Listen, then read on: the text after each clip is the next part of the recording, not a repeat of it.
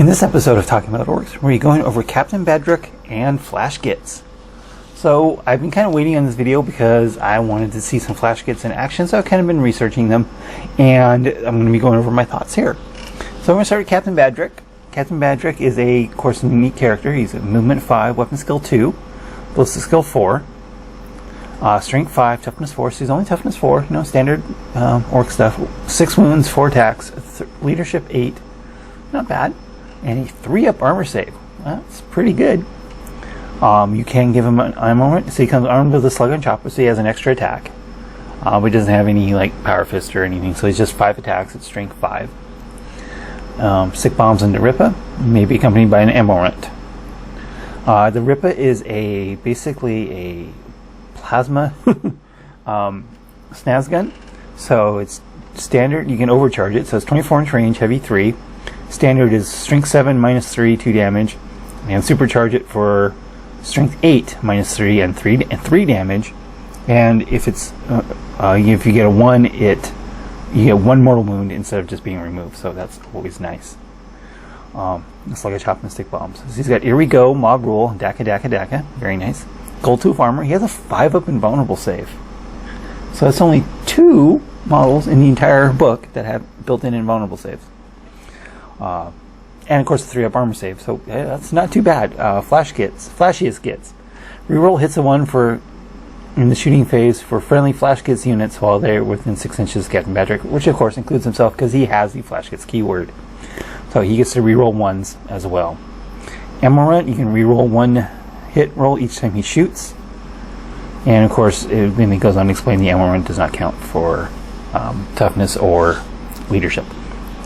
So Kaptin Badrukk with his ammo run is a whopping 88 points, which is a pretty darn good deal for a character with a 3-up and a 5-up invul, and a really decent gun and a decent ballistic skill. So there's really nothing to complain about Kaptin Badrukk. If you just want to throw him in any army as an HQ choice, it gives you a little bit of shooting punch. And again, just like Flash Gitz, he's going to be ballistic skill 4 base, so even if he moves, he's still going to be hitting on the Orks 5. And yeah, that's not too bad. Not bad at all. 88 points is a bargain for this kind of reliability. So yeah, no complaints about Kaptin Badrukk. So let's go over to Flash Gitz. Oops. Flash Gitz. Movement 5, weapon skill 3, ballistic skill 4. Again, strength 5, toughness 4, 2 wounds, 3 attacks, 6 leadership, 4 up save. Basically, they're knobs. They're knobs in heavy armor. So it's nice that they got heavy armor back from the index. They were missing that in the index. Captain has the same stats, so he doesn't get any benefit. And ammo runs. You can use 4 Flash Gitz and 1 Captain, and you can include up to 5 additional Flash Gitz. And for every 5, you can add 1 ammo rent, which again can be reused every time. It can also be used to absorb wounds and ignored for morale. And each one is equipped with a snaz gun. And stick bombs, yeah, I don't think that matters. Snaz gun is 24-inch range, heavy 3, strength 6, minus 2, 2 damage. And the captain may take a slug or a chopper, so no reason not to. I would give him a chopper. Get that extra attack in just because. And the captain may take a Gitfinder Squig. And the Gitfinder Squig adds 1 to his hit rolls. Unfortunately, it's only for the captain, but it's also 0 points. So once again, that's something you want to take. And they have Here We Go, Mob Rule, and Daka, all the good stuff. Gun Crazy Show-Offs. After this unit has shot in the shooting phase, roll a d6. On a 6, the unit can immediately shoot again, but can only target the nearest enemy unit. And there's a fact on that: if there is no viable targets for this, then it's just ignored. And Amorant. And of course they are Flash Gitz, so they do get, if Kaptin Badrukk's nearby, they get to reroll 1s to hit. Flash Gitz are, of course, really good at taking out certain units. Basically anything that's not toughness 7 or more, Flash Gitz are going to be just amazing. Even if they have to move, it's not a huge deal because you're only going back down to standard or ballistic skill. And 24-inch range is not horrible, especially if you've got anything that's coming towards you. Flash Gitz are going to get in range pretty easily and won't have to move. Of course, you can put them in something like an open-top battle wagon or truck, keep them a little bit safer. And, you know, if they put them in a truck, it gets destroyed, you loot it, now they have a 3-up armor save. Just like with knobs. Not a bad deal, again. But the guns are really actually pretty good, especially in any sort of mass shooting. You might not sound like a lot, but when you get it on the table, they are really good. And of course, in Chapter Proof, they just had a price drop. So a whole unit of 5 with an ammo runt is just 124 points. That's amazing. Adding Kaptin Badrukk, you got 216 points for a whole lot of really good. I mean, -2 damage. -2 is actually pretty significant, especially against Space Marines that ignore Space Marines, both loyal and chaos, that ignore -1s. There's a lot of things out there that ignore -1 APs. So having a -2 AP makes a huge difference in certain situations, and you're going to really appreciate it when you come across those situations. I think it's Salamanders and what is it? 1,000 Suns Terminators are the two that I've come across. There might be more, but that's what I've seen. So, and they're infantry, so you can get some Freebooterz Grats in front of them. Give them Grat Shield too. You can jump them if you really need to. There's nothing wrong with jumping these guys. They'll shoot, and then they can charge. I mean, they're going to have 3 attacks each at strength 5. That's not horrible. With a 4-up armor save, they're going to be able to slog you in combat. Not horribly. I wish I could give each one a chopper. I get that extra attack, but no such luck. Yeah, so there's really not a whole lot to say. If you want to build and of course they are Flash Gitz, they are Freebooters, but they do have the exception in the rules where you can add them to any detachment without having to worry about the clan conflicts. But if you do put them in a Freebooters army or detachment, this is when things start getting really crazy. Because now, if you can get a Freebooters trigger off, now you got Flash Gitz hitting on 3+ base.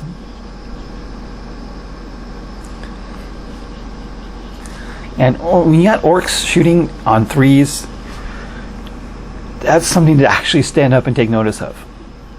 I had it happen to me, which was really spurring me to finally make this video, is that I had my planes taken down by Flash Gitz with the +1 from the Freebooters trait, and my planes just got annihilated by these guys because they were hitting on 4s, re-rolling 1s with DACA, and 2 damage a pop. I mean, the only thing they really fail about is something that's going to be toughness 7 or more. So you got to have contingencies to deal with those kind of units too. But for pretty much anything else, anything that's light vehicles, any infantry, these things are just going to be deadly. And that recent price drop is actually pretty significant because you're basically getting 6 points. You're basically getting a whole nother Flash Gitz for free with that recent price drop. So you could get 2. So you can even go with full units if you really wanted to. So the only thing I question is whether it's going to be worth playing with 2 units of 5 or 1 unit of 10. The 1 unit of 10, I'd be more worried about morale than anything else. So, because they're very unlikely going to be nearby things to take advantage of the mob roll most of the time, just of the nature of the game and the flow and jumps and stuff like that. Because they're going to want to stand back a little bit and shoot while your boy's going to be wanting to run up and assault, so they may not be near 30 model mobs to get any advantage of mob roll.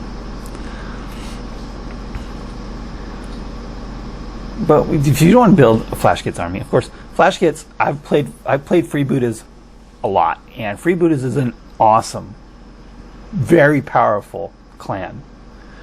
And when you get that bonus and you get other things like DACA jets hitting on 2+ are just crazy. I've had that happen more than once.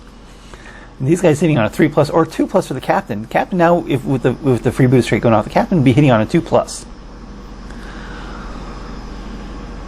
Orks hitting on 2s is scary to anyone. Pure and simple. So yeah, these guns, I think they're very, very underrated in general. There are people who've been playing them for a while and absolutely swear by them. They're going to have a little more survivability than your average Ork because they are going to be 2 wounds with a 4-up save. You might even want to keep a pain boy with him. That's optional. Again, on 6-up, Feel No Pain isn't that great, but I think Grot Shield's going to be way better. Of course, Grot Shield's always way better. Then you have to be selective on how you want to use them. And the thing I do want to point out is that if you do take Kaptin Badrukk, you're not going to want him to be your warlord, because he's Freebooterz. He would have to take the Freebooterz warlord trait, which is the same thing he already does. Kinda. The Freebooterz warlord trait is reroll ones for Freebooterz units within 6 inches. Since he already does that for Flash Gitz, you may not have any other Freebooterz nearby to take advantage of that, but it's something you can do.